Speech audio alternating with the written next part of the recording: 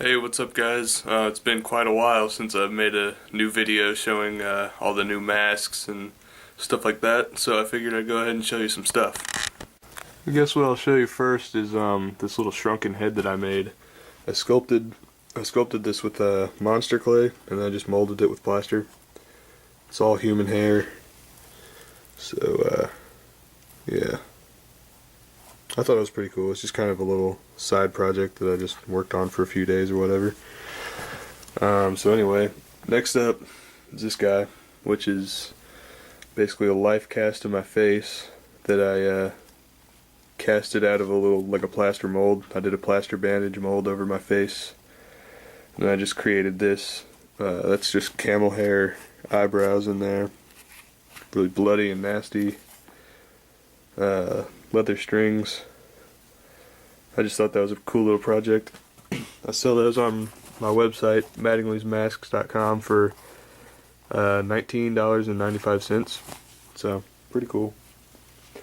What else? Oh yeah, I got this zombie here that I created a while ago, just as like a little target for paintballs, because I thought it'd be kind of cool to be able to shoot a zombie with the paintball gun.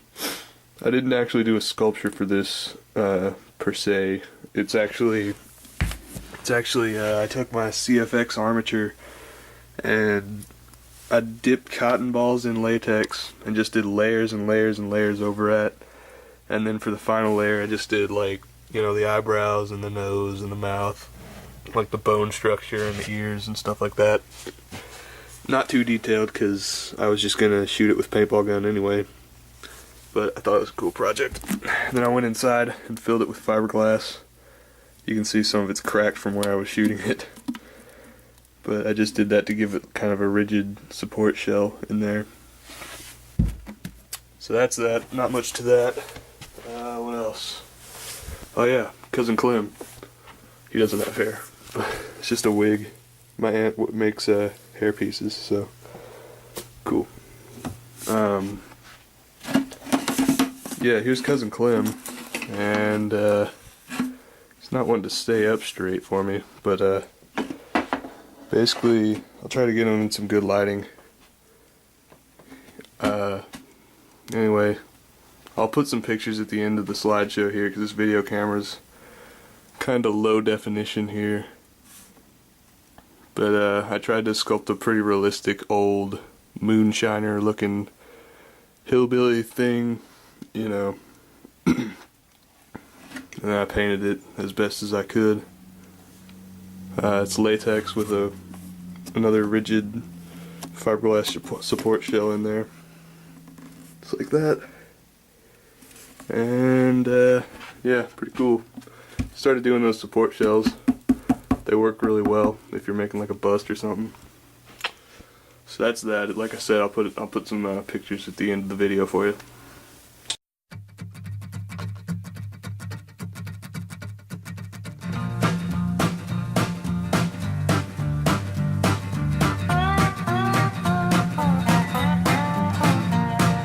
Just got home from Illinois, locked the front door, oh boy. Got to sit down, take a rest on the porch. Imagination sets in, pretty soon I'm singing. A couple other things. I made an Incredible Melting Man tribute mask, and for those of you who haven't seen the Incredible Melting Man, which may be a numerous amount of people, it was a 1977 movie, and Rick Baker did the makeup in it for this monster here, and it's basically, it's kind of cheesy. It was just a low budget movie, but nonetheless the monster's pretty cool.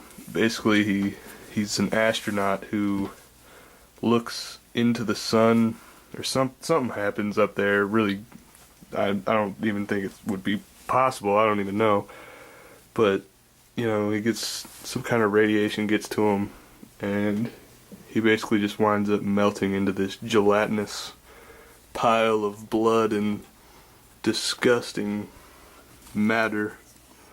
So made this tribute mask of him.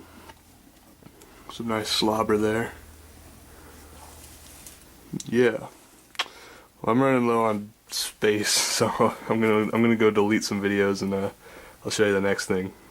Alright, I'm back. I deleted some videos, so now I have some more space on my SD card in my camera. Anyway, here's the next thing I did that I'll show you guys. If you're into mask collecting, you probably know who David Lady is. Dr. Lady, as he goes by. He's a really awesome guy. Anyway, I wound up getting a blank Sleestak mask from him. The Mask Masters, Matt Goither, or Guther, I'm not sure how to pronounce his name, but he did the original sculpture for this, and it's a really cool mask, but the company who used to make them, Mask Masters, is actually out of business, so they don't make these anymore.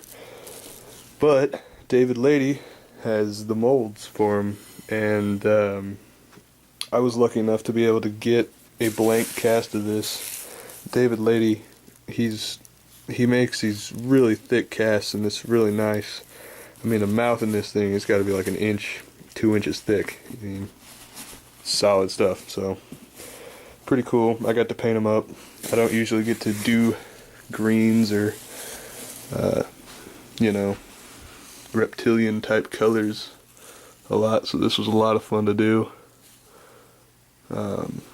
Yeah, I just really enjoyed painting this guy.